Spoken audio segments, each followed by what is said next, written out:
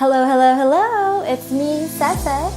Okay, this is super delayed, super late, and I apologize.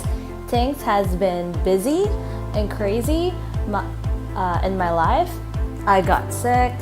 I went on a trip with a couple of friends up into the mountains and other things, yada yada yada yada. So today I will be talking about the last compilation of my Read Out Loud challenge.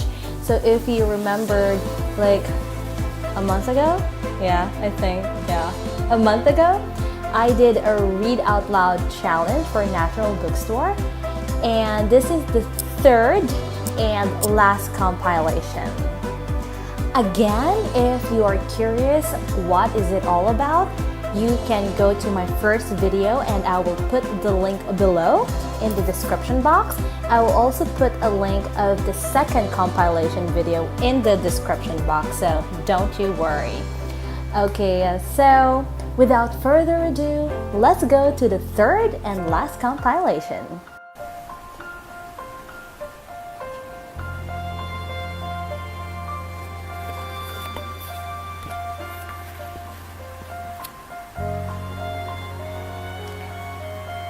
Her father. Why on earth should he have been in the shop unknown to his daughters? For what possible motive had he concealed his sale of the frog? And when he heard of its value, why had he left the girls under the impression that it was Holmes, the dead caretaker, who had sold it?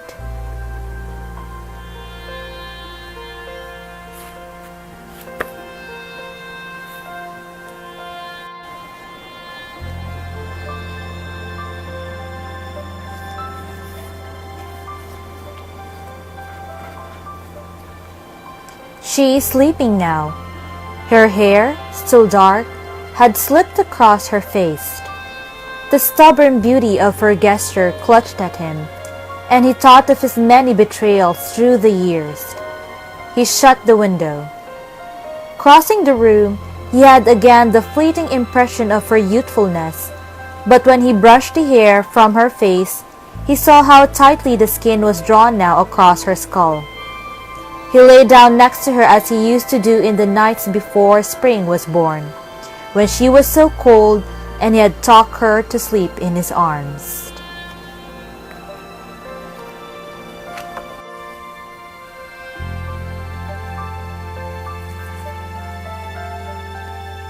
The last thing he wanted to do was move deeper into the cavernous tunnel, to move away from this spot, which he feared was the closest he would ever be to home again. But dawn had sounded like he was getting farther and farther away, so he had no choice. He had to find his brother, and then he had to find a way to get them out of here.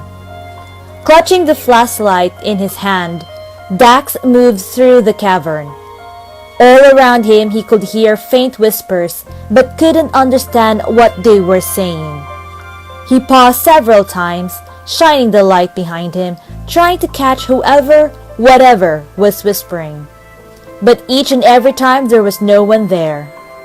Dax was, despite the nudging of the darkest corners of his imagination, completely alone.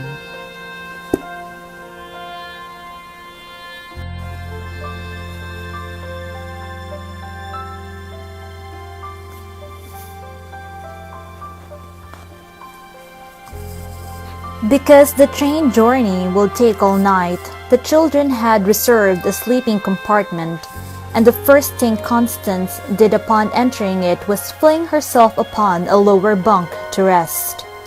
This was not the irritating behavior it used to be when the others hadn't known Constance's age. For a 3-year-old, even riding piggyback all afternoon could prove exhausting, to say nothing of being constantly worried and in constant distress. In truth, all of them were worn out, even Kate. But Kate was not one to let fatigue slow her down much.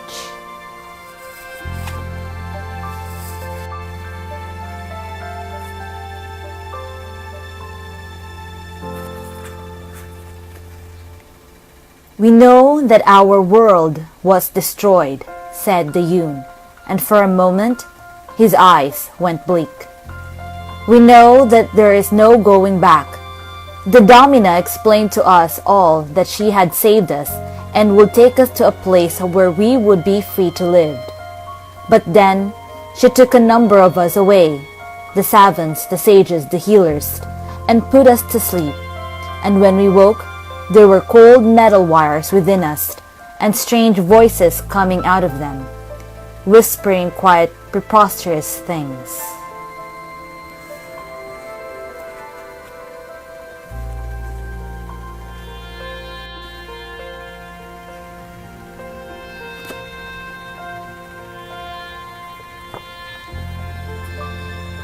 Poe bobbed away from the bed a bit. The touch had unnerved the ghost. Poe could pass through brick walls without feeling a thing. It could disperse into currents of air without pain. But it had felt the girl's hands. Somehow, as though she'd been able to reach in and pull at Poe's essence. Essence was not physical matter, Poe knew. No one could touch it. No one could destroy it either. That was the nice thing about essence.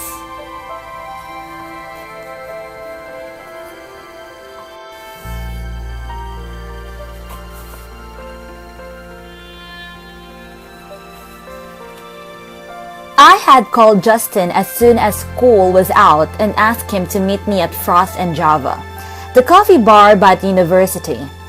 He listened to me blather about Jessica Prime and the Shadow, and calmly tried to restore my logic processes. "Back up a minute. Is this the first time you've seen the shadow around her? Did you smell the odor?" I wrapped my hands around a tall mug of tea with extra sugar and nodded. The air was thick with it in the stall where she'd been.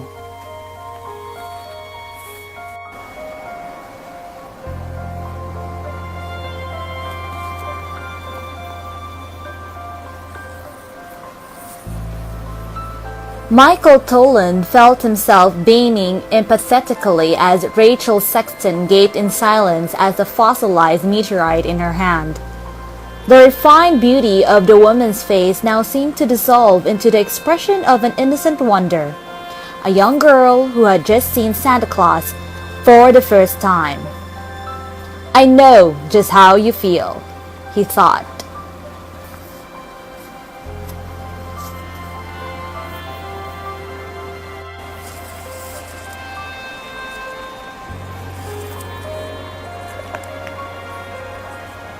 The soldier was sauntering quite slowly. Abdullah closed the gap between them and entered the wood not far behind. But the road here wound back and forth among the trees to make an easier climb, so that Abdullah lost sight of the soldier from then on, until he limped around the final corner and saw him only a few yards ahead. That happened to be the very moment when the Louts chose to make their attack.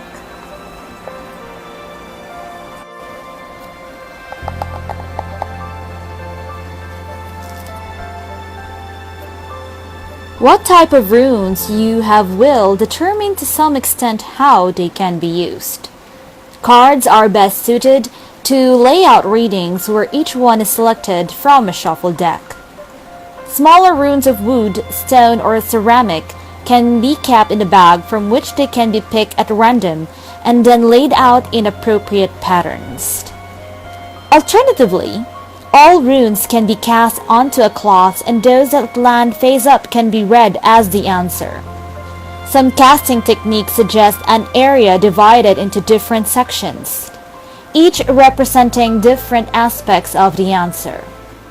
When runes land within an area, they represent significant events there.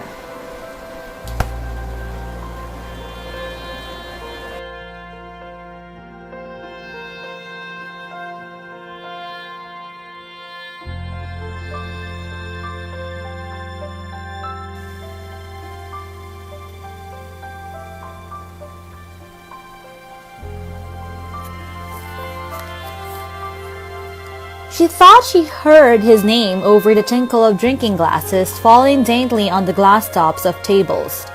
She stopped what she was doing, eating ice cream with a sense of euphoria, and cocked her head to listen, a smile frozen on her face. But all she could hear were various gradations of laughter. She began to grow apprehensive. Well, there you have it. That's all for the Read Out Loud challenge that I did. All 30 videos plus one extra. What do you know? I did 31 videos. So until next time, I hope you enjoy that. And that's all for today. Bye-bye!